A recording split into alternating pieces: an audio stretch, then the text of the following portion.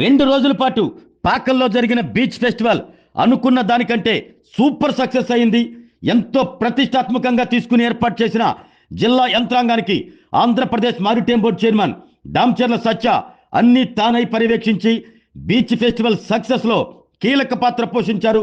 జిల్లా నలుమూలల నుండి సుమారు 2 లక్షల మందికి పైగా పాకల బీచ్ ఫెస్టివల్లో పాల్గొని సందడి చేశారు.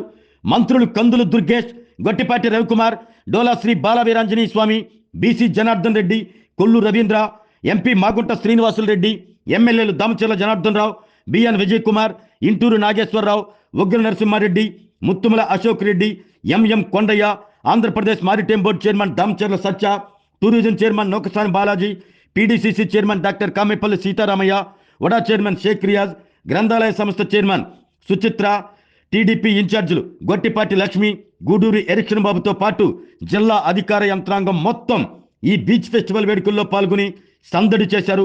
బీచ్లో ఏర్పాటు చేసిన హెలికాప్టర్, పారాగ్లైడింగ్, రేసింగ్, బోటుపై షికారు, గుర్రాలు, ఒంటెలపై సవారీ, వివిధ రకాల క్రీడలతో జిల్లా ప్రజలు పాకల బీచ్లో కుటుంబంతో పాటు 2 రోజులు ఉల్లాసంగా గడిపారు.